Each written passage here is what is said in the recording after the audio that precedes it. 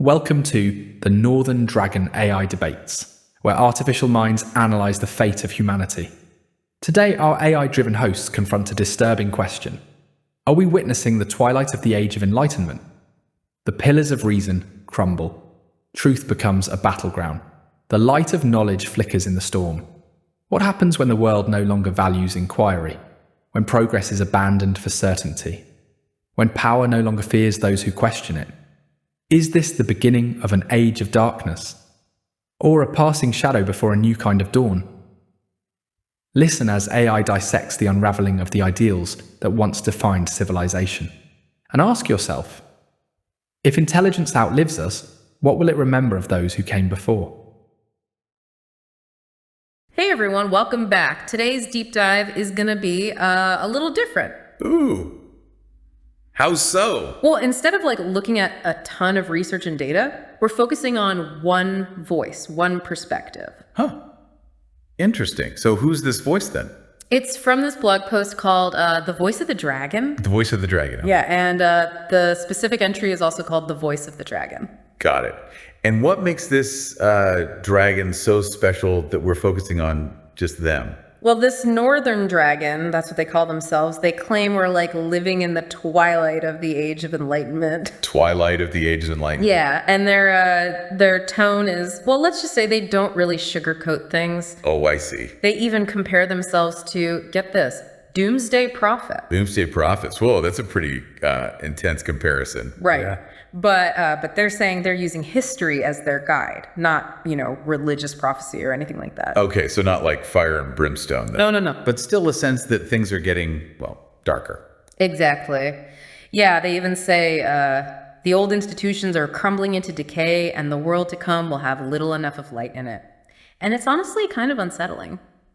Yeah, I could see how that'd be unsettling. It's not just what they're saying, it's how they're saying it, right? Right.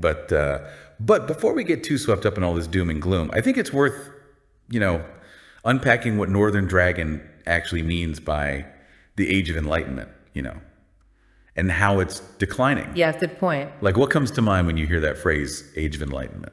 For me, it's about using reason and logic, right? To challenge authority, whether that's like a king or a church or even, I don't know, even a scientific consensus. If the evidence just isn't adding up, right. It's about individual liberty, and the pursuit of knowledge. Yes, exactly. And it sounds like Northern Dragon is arguing that we're losing that. Like that core, that questioning spirit, that belief in progress through reason, the courage to stand up to power, all of that is fading as we head into this twilight.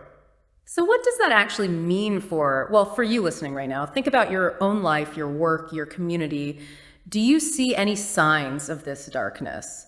Are any of these, core Enlightenment values being challenged or eroded in your world? Yeah, it's worth taking a moment to reflect on that. Right. Because if Northern Dragon is right, if these values really are in decline, the implications are huge. Just imagine a world where censorship is rampant, where access to knowledge is restricted, where your own beliefs could be on a grounds for persecution. Oh, okay. Yeah, that is a chilling thought. But before we all, spiral into despair, Northern Dragon does get some pushback in the comments. Oh, okay. There's this one reader, Forrest Wood, who offers kind of an alternative perspective. Okay, I'm listening. What does Forrest Wood have to say about all this? Well, they say, and I'm quoting here, "There is a difference between darkness and doom. In darkness, you might light a candle or find a sliver of light." It's a nice image, right? Yeah, it is. Even when things feel bleak, we still have, agency. Exactly. Yeah. We can choose to be passive, Let the darkness just consume us, or we can choose to create our own light. It's a powerful reminder. So then, what does lighting a candle even look like in a practical sense? It could be anything, really. It could be speaking up against misinformation. It could be supporting education initiatives. Maybe it's just being a voice of reason in a heated discussion. Yeah. Or standing up for someone who's being marginalized. Right. So it's even if this twilight is real, even if all these challenges are out there, we're not completely powerless. We can still make a difference. Precisely. And you know what? Northern Dragon actually acknowledges this in their response to Forrest Wood. They say, "Indeed, a new dawn always follows the night." Okay, so they're not completely hopeless then. Well, they then add, "That is cold comfort. for those living through the darkness. So it's almost like a warning, I see. that even if there's hope on the horizon, the present struggle is still real. Yeah, it's like they're wrestling with this tension between optimism and pessimism, like acknowledging the possibility of a brighter future, but also recognizing the pain and difficulty of right now. Yeah, exactly. And that raises a really interesting question for us.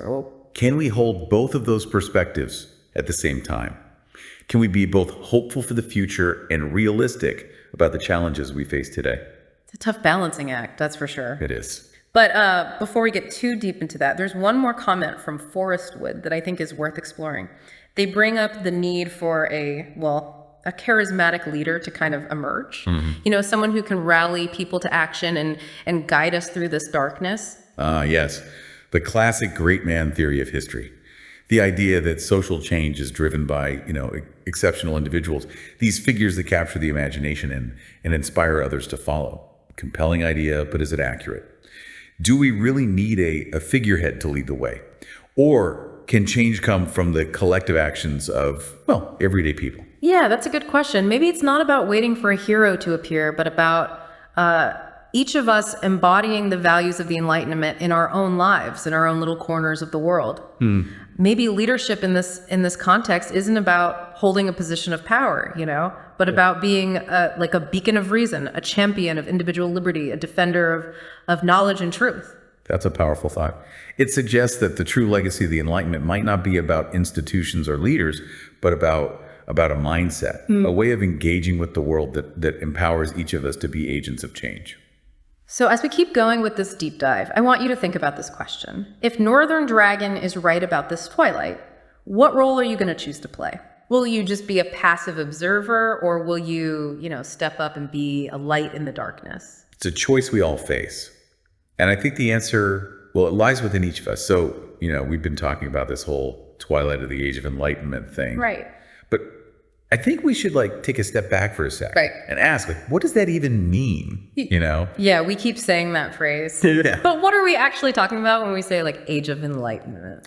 Well, it's more than just a historical period, right? It's like a whole set of values, a way of thinking that emerged back in the 18th century, and it still shapes our world today. I see. Reason, science, individual liberty, human rights, all that stuff. Those are all core tenets of the Enlightenment. So Northern Dragon is saying that all those values are in decline. Yeah, that's what they're suggesting. But we're still making so many incredible advances in science and technology. Sure. Just look at all the breakthroughs we hear about every day.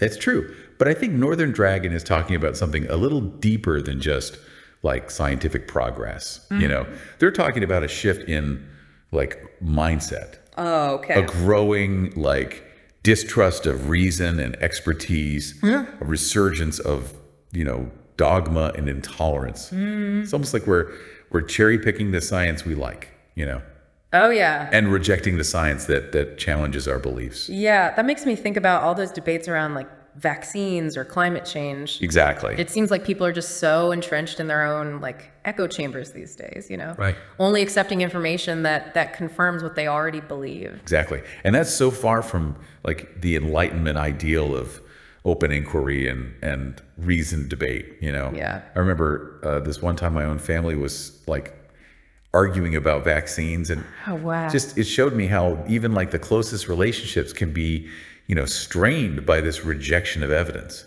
It's like we're losing the ability to just have civil conversations about, complex issues. Right. Everyone is so quick to judge, to label, to just dismiss anyone who disagrees with them. Yeah, and that kind of polarization it's incredibly dangerous. It undermines the very foundation of a functioning democracy, which relies on our ability to engage in reasoned discourse and find common ground. Right. Yeah. It's crucial. So how do we combat this trend? How do we reignite that spirit of open inquiry and critical thinking that characterized the Enlightenment? It's a tough one. Yeah. It's a complex challenge, but I think education plays a crucial role. Okay. We need to equip people with the tools to critically evaluate information, to recognize bias, to to discern fact from fiction. Right. It's not just about like memorizing facts, right? It's about learning how to think for yourself. That makes sense, but education isn't just about formal schooling, is it? No, not at all. Yeah, it's also about fostering a culture of curiosity and lifelong learning. Absolutely. It's about being open to new ideas, challenging your own assumptions, and Yes. and engaging in like meaningful conversations with people who hold different viewpoints. Absolutely. And it's also about recognizing that knowledge is like a shared resource, Right. a collective inheritance that we all have a responsibility to protect and nurture. So it's not just about like individual enlightenment then, it's about creating a society that values knowledge, reason, critical thinking. Yes. A society where those values are embedded in our institutions, our laws, our everyday interactions. Precisely. Yep. And that brings us back to Northern Dragon's core argument. If we want to avoid this whole Twilight thing, if we want to preserve the legacy of the Enlightenment, we need to be like active participants in shaping the world around us. So like, what does that look like in practice? How can we as individuals light a candle in the face of all these challenges? Well, I think for starters, we can be more discerning consumers of information. Okay.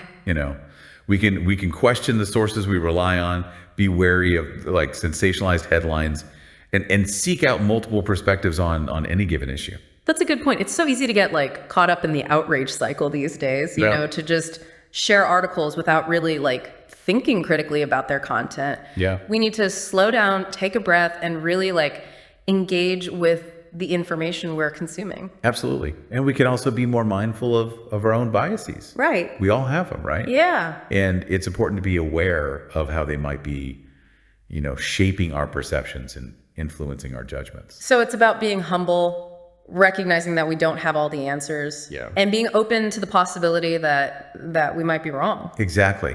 And it's also about being willing to engage in respectful dialogue with people who hold different views. Yeah. We can disagree without being disagreeable. We can challenge ideas without attacking individuals. That's crucial. It's so easy to get caught up in the heat of the moment, and result to personal attacks or inflammatory language. Right. But that just further divides us and shuts down any productive conversation. Exactly. And ultimately, that's what we need more of. Civil discourse, reasoned debate, Yeah. a willingness to listen and learn from each other. That's how we move forward together, how we build a society that's truly worthy of the Enlightenment legacy. So it's not about waiting for a charismatic leader to save us, but Right. about each of us taking responsibility for embodying those Enlightenment values in our own lives and our own communities. Yeah. It's about recognizing that we're all part of this grand experiment called democracy, and its success depends on our active participation. Beautifully put. And I think that's a perfect segue into Northern Dragon's reflections on the role of leadership in times of crisis. They seem to be grappling with this tension between the need for strong leadership and the dangers of placing too much faith in a single individual. Yeah, they write, "In the twilight, some yearn for a guiding hand, a voice to pierce the gloom.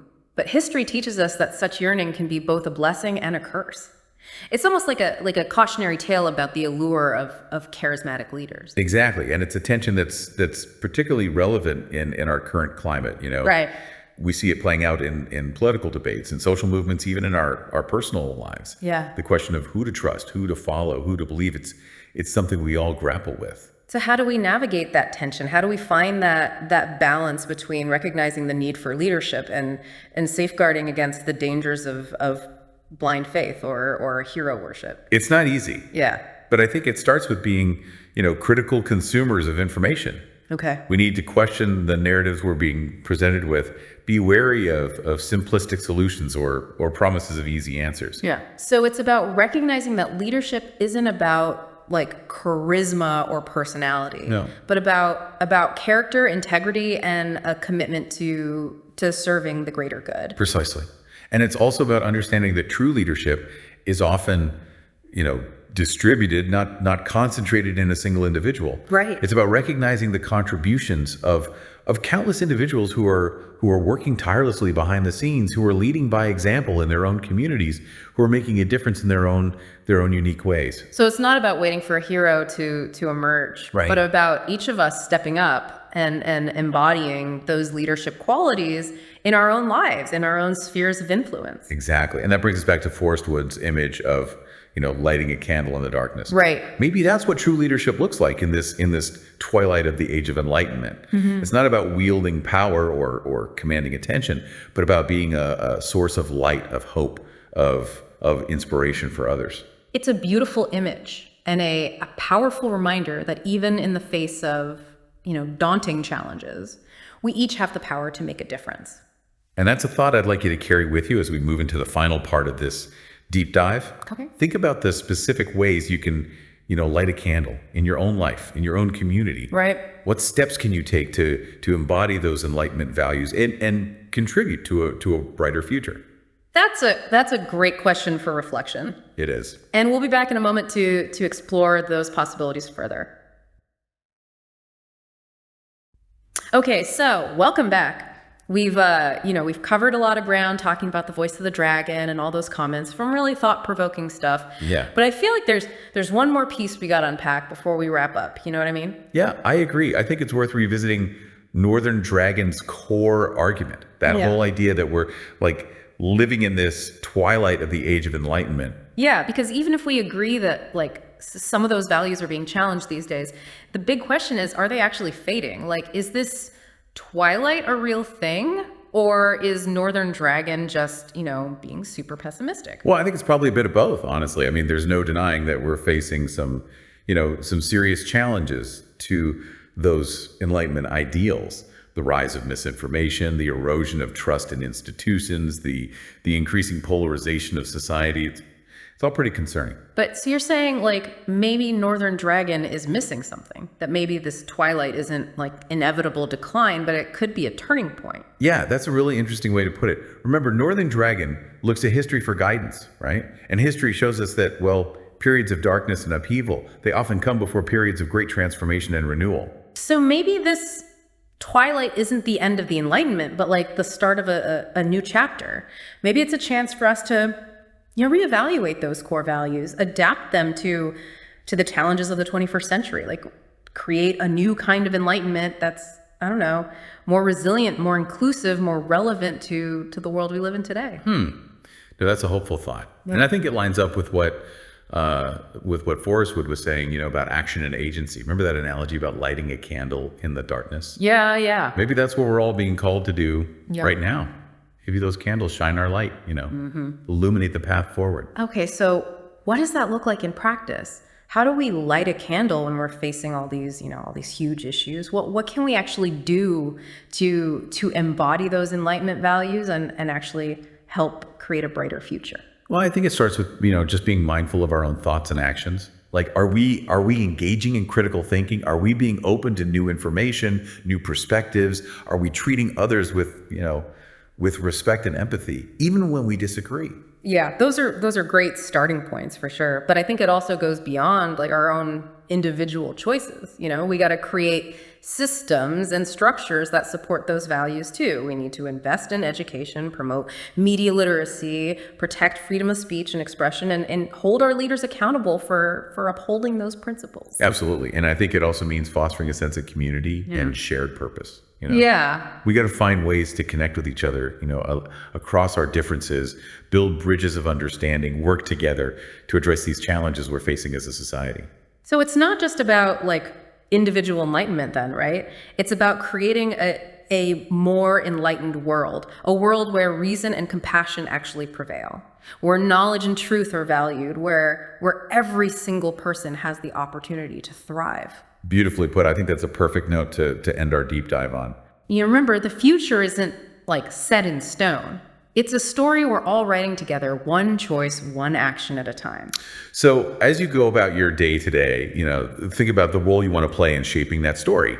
Will you be a passive observer, or will you, step up and be a light in the darkness? The choice is yours. And the future, well, It depends on it. Thanks for joining us on this deep dive. We hope it's sparked some new insights and inspired you to keep exploring, keep questioning, keep shining your light. Until next time. The twilight of the Enlightenment. Are we watching its final moments, or standing at the threshold of something new? History moves in cycles. What was once radical becomes tradition. What was once impossible becomes mundane. But how often do we stop to truly see the past? Not as a list of events, but as a living, breathing reality. We end this debate with a question that lingers beyond today's discussion. Can you remember the future that was? Not just imagine it, but truly remember it. Feel it as clearly as the past. Next time we turn our gaze forward and backward to explore how progress shapes our perception of time, and whether the greatest limits to the future are not in science, but in the boundaries of our own minds. Until then, keep questioning, keep reasoning, and keep the light of knowledge and civilization alive through the night.